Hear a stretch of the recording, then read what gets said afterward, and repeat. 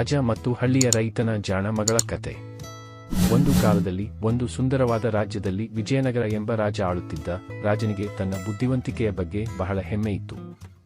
ಆದರೆ ಆತನಿಗೆ ತನ್ನ ಬುದ್ಧಿಯನ್ನು ಪರೀಕ್ಷಿಸಿಕೊಳ್ಳಲು ಯಾರಾದರೂ ಒಬ್ಬ ಜಾಣ ವ್ಯಕ್ತಿಯ ಜೊತೆ ಸಂವಾದ ಮಾಡುವ ಆಸೆ ಇತ್ತು.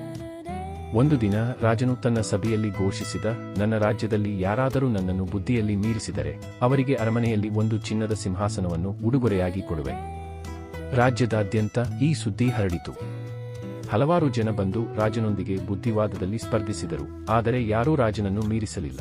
ಆಗ ಒಂದು ದಿನ ದೂರದ ಹಳ್ಳಿಯೊಂದರ ರೈತನೊಬ್ಬ ತನ್ನ 16 ವರ್ಷದ ಮಗಳಾದ ಲಕ್ಷ್ಮಿಯನ್ನು ರಾಜನ ಸಭೆಗೆ ಕರೆತಂದ.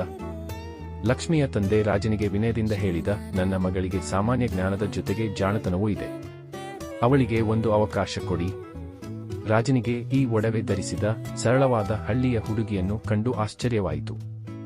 ಆದರೆ ಆತ ಒಪ್ಪಿಕೊಂಡು ಲಕ್ಷ್ಮಿಗೆ 3 ಕಠಿಣ ಪ್ರಶ್ನೆಗಳನ್ನು ಕೇಳಿದ. ನಿನಗೆ ಈ ಪ್ರಶ್ನೆಗಳಿಗೆ ಉತ್ತರಿಸಲು 1 ಗಂಟೆ ಸಮಯವಿದೆ. ಒಂದು ತಪ್ಪಾದರೂ ನೀನು ಸೋತೆ ಎಂದ ರಾಜ. ಮೊದಲ ಪ್ರಶ್ನೆ, ನನ್ನ ರಾಜ್ಯದಲ್ಲಿ ಎಷ್ಟು ತಾರೆಗಳಿವೆ? ಲಕ್ಷ್ಮಿ ಒಂದು ಕ್ಷಣ ಯೋಚಿಸಿದಳು. ನಂತರ ಒಂದು ಕೈಯಿಂದ ಮಣ್ಣನ್ನು ಎತ್ತಿಕೊಂಡು ರಾಜನ ಮುಂದೆ ಚೆಲ್ಲಿದಳು. ಮಹಾರಾಜ, ಈ ಮಣ್ಣಿನ ಕಣಗಳನ್ನು ಎಣಿಕೆ ಮಾಡಿದರೆ ಆಕಾಶದ ತಾರೆಗಳ ಸಂಖ್ಯೆಯೂ ತಿಳಿಯುತ್ತದೆ.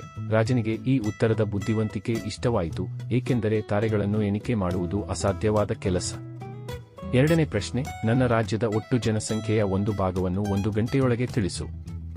ಲಕ್ಷ್ಮಿ ತನ್ನ ತಂದೆಯ ಕೈಯಿಂದ ಒಂದು ಕಾಸಿನ ಚೀಲವನ್ನು ತೆಗೆದುಕೊಂಡಳು. ಆ ಚೀಲದಿಂದ 1 ಕಾಸನ್ನು ತೆಗೆದು ರಾಜನಿಗೆ ಕೊಟ್ಟಳು.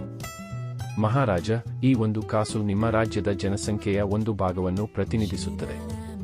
1 ಭಾಗ ಎಂದರೆ ಒಂದೇ. ರಾಜನಿಗೆ ಈ ಜಾಣ್ಮೆಯ ಉತ್ತರ ತುಂಬಾ ಇಷ್ಟವಾಯಿತು, ಏಕೆಂದರೆ ಲಕ್ಷ್ಮಿ ತಾಂತ್ರಿಕವಾಗಿ ಸರಿಯಾಗಿಯೇ ಉತ್ತರಿಸಿದ್ದಳು.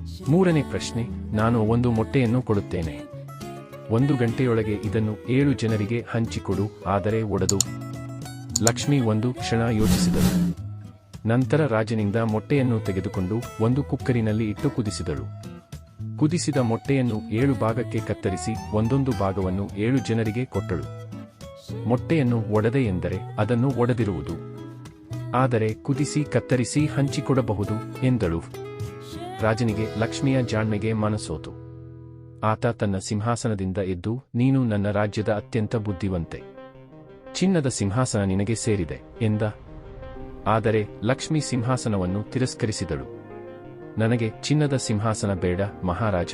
ನನ್ನ ಹಳ್ಳಿಯ ಜನರಿಗೆ ಒಳ್ಳೆಯ ಶಾಲೆಯೊಂದನ್ನು ಕಟ್ಟಿಕೊಡಿ, ಅದು ಸಾಕು ಎಂದಳು. ರಾಜನು ಲಕ್ಷ್ಮಿಯ ತ್ಯಾಗದ ಮನೋಭಾವಕ್ಕೆ ಮೆಚ್ಚಿ ಆ ಹಳ್ಳಿಯಲ್ಲಿ ಒಂದು ದೊಡ್ಡ ಶಾಲೆಯನ್ನು ಕಟ್ಟಿಸಿದ.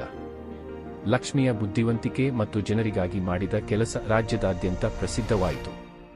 ಆ ಶಾಲೆಯಲ್ಲಿ ಓದಿದ ಅನೇಕ ಮಕ್ಕಳು ತಮ್ಮ ಜೀವನದಲ್ಲಿ ಯಶಸ್ವಿಯಾದರು, ಮತ್ತು ಲಕ್ಷ್ಮಿಯ ಹೆಸರು ಇಂದಿಗೂ ಜನರ ಮನಸ್ಸಿನಲ್ಲಿ ಉಳಿಯಿತು. ಪಾಠ: ಬುದ್ಧಿವಂತಿಕೆ ಮತ್ತು ಒಳ್ಳೆಯ ಮನಸ್ಸು ಒಟ್ಟಿಗೆ ಸೇರಿದಾಗ ಅದು ಜನರ ಜೀವನವನ್ನು ಬದಲಾಯಿಸಬಲ್ಲದು.